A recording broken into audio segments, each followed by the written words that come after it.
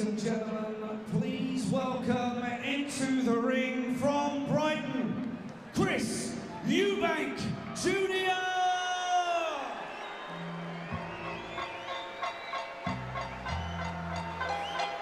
It's a family that divides opinion, but just about every sporting fan is agreed on one thing. It's a family brimming with talent, and this, the latest off the production line, Chris Eubank Jr.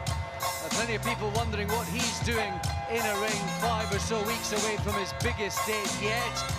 Back in 1990, his dad knocked out Reginaldo dos Santos in 1 round just 8 weeks before he beat Nigel Benn in 9 to win the WBO middleweight title at the NEC.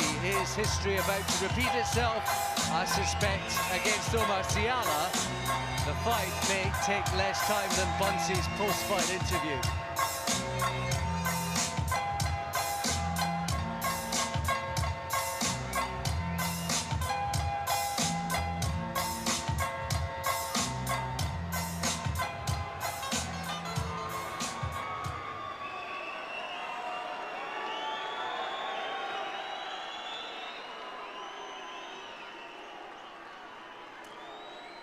Ladies and gentlemen, Frank Warren for Queensberry Promotions in association with Eubank Promotions and sponsored by Raynham Steel are proud to present our next contest this evening.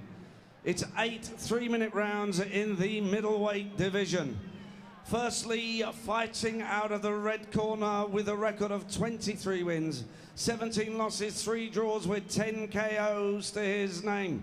Weighing in 11 stone, 3 pounds, and tonight he wears the black shorts. Ladies and gentlemen, please welcome from Hameln, Germany, Omar Siala.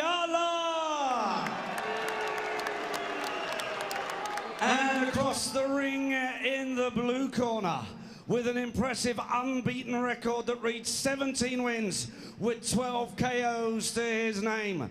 Weighing in 11 stone, 4 pounds, 3 ounces, and tonight he wears the green shorts. Ladies and gentlemen, presenting and introducing from Brighton, the explosive Chris Eubank Jr. Your referee in charge of the action is Alvin Finch of Manchester, who will now give his final instructions to both boxers. Okay, you both know the rules. Obey my commands at all times. Defend yourselves at all times. When I say break, stop punching and step back cleanly.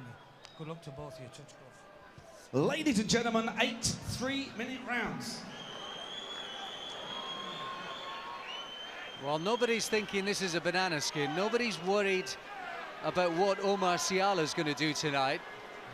They're just hoping Chris Eubank Jr. doesn't trip over the ring apron or damage one of those hands on the head of Siala. How much work is he going to put in tonight? Does he just want to blast this guy out, make a statement, and then move on with the job?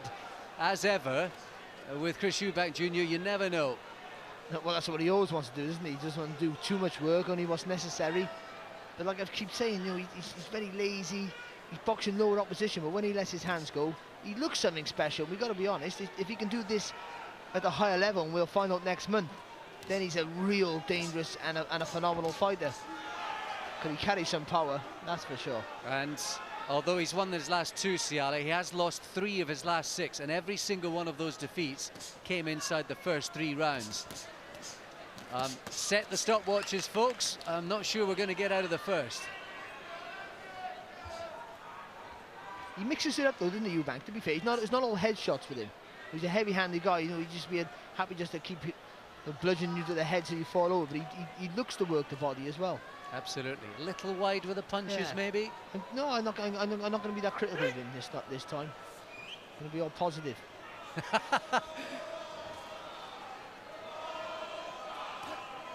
A little cheeky uppercut.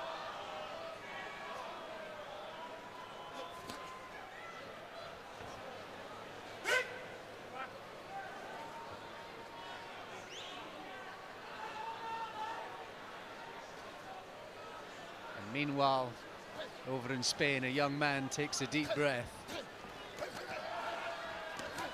Oh, right hand lands and the ropes come to the rescue. The referee has a little look. He's keeping him up, isn't he? A smile. Oh, big uppercut and another one. There's blood already coming from the nose of Siala. Oh, big left hook as well. Oh, and another uppercut. The referee's having a good little look. He's and as Eubank goes for a wander, nods to the crowd, looks at the canvas, and then decides to come back to work. Some of those punches, he's so powerful, they're literally punching through the guard. And accurate too. He's very accurate with it. Like I say, when he lets his hands go, he looks something special. But he's not fighting opposition that are going to give him any tests. He's not fighting opposition where he can practice some of the things that he's not so good at. All we see, you know, every time he fights is all the stuff he's good at, being offensive, the tremendous power, and the variety in his shots, which is, be honest, has been good enough and is good enough for most fighters. And as ever, the visualization among boxing fans is, can he do this at the higher level? As we head into the final few seconds, if you back the first round knockout, but it could have been if he wanted it to, couldn't he? He's kept this guy up. if you back that first round knockout, I'm sorry.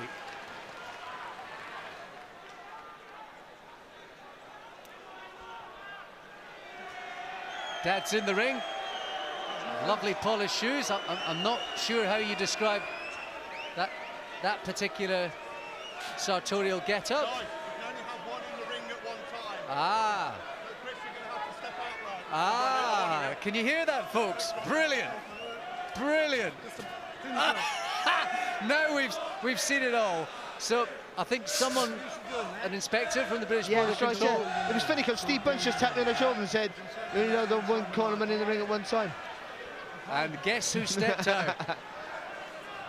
It wasn't Dad. No, Ronnie Davis there and Chris Sanigan in the corner. Two real boxing men. Good men to have in your corner. Just when you thought you'd seen it all. But I don't think Chris Jr. listens to anybody. No. He's got his own mind, he knows what he wants to do, and does he need any help at the moment? Because he's having everything his own way. And I think he'll get him out there in this round now. He's had a little bit of a mess around. Give us a little bit of entertainment for 3 minutes. If anything, he might not want that sort of mini conflict in between rounds again.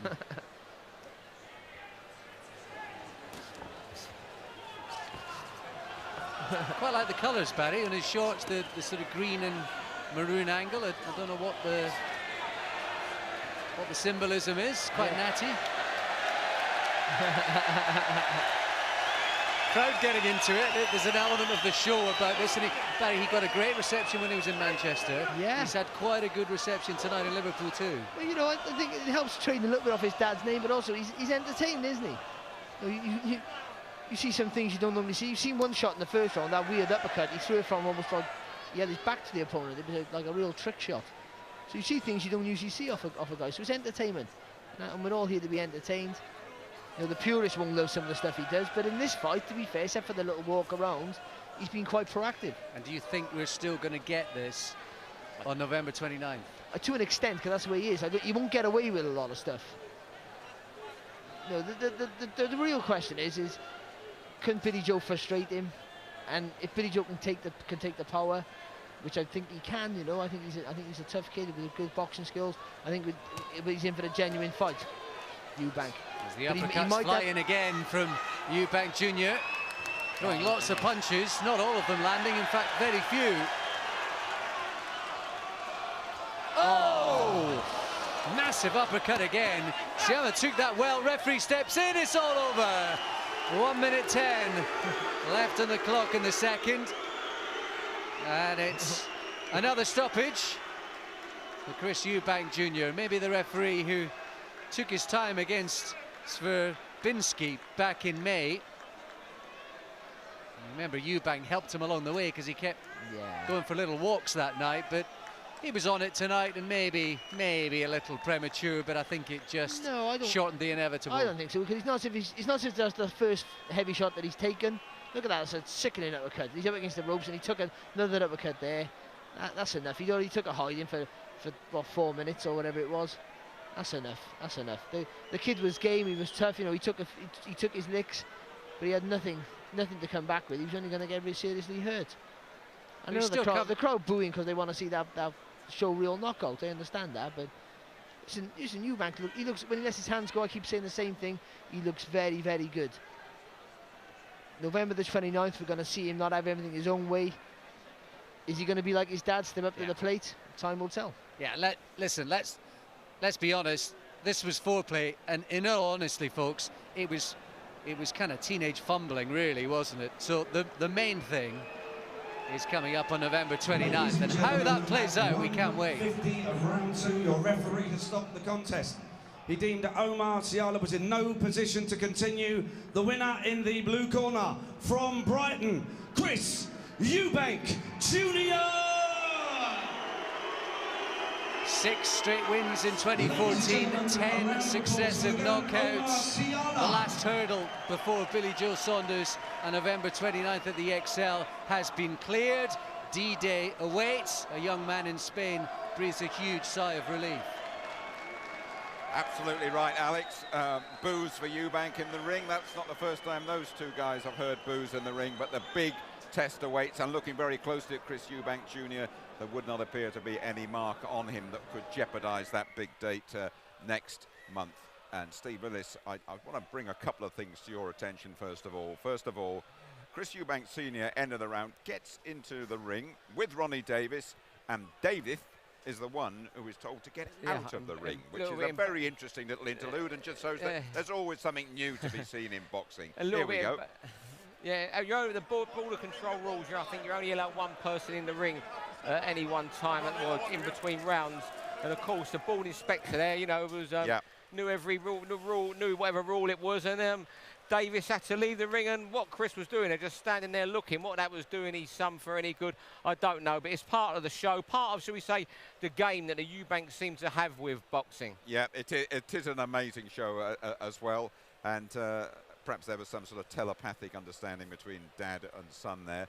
But he got the job done, didn't he? And again, 1 or 2 boos with the stoppage. I'm not that upset with the stoppage. This fight was only going one way. No problem. Yeah, that's exactly right. The fight was only going one way. It was the guy could mostly continue for another round or so. He was always going to get stopped. Alvin Finch is a good referee, actually. I really rate him. And he saw the way the fight was going, pulled Eubank Jr. off, and he'd seen enough. And I thought the stoppage was perfect. I think the boos really were only token. Absolutely right, and that's a good stoppage and another fine victory for Chris Eubank Jr. He is now 18 unbeaten, and the Eubank Roadshow is going to chat to Bunsey. Thanks very much indeed, Jim. Chris Jr., first of all, can we just confirm no cuts, no hand injuries, no rib injuries? Just like I said, I'm not going to be. I'm not looking to get injured in this fight. The main fight is on the 29th against Average Joe. I'm 100% fit. That was just a taster of what's to come. You seem like you're enjoying yourself in there tonight, even more so than normal. Is that a fair comment? You know, this guy didn't deserve to be in the ring with me tonight. You know, I had a solid opponent lined up. He pulled out. They got